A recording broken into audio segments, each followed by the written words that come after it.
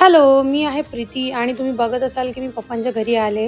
Shri Swami Samarth, Om Sairam. So आज आम्ही निघालोय शिर्डीला जायला कारण का आज प्रथमेशचा बर्थडे होता आणि 15 तारखेला 15 जानेवारीला त्याचा बर्थडे असतो. सो ही मॅडम बघा अशी मस्तपैकी नटून-थटून निघाली आहे आणि डायरेक्ट आम्ही शिर्डीमध्ये पोहोचलो, रात्री पोहोचलो.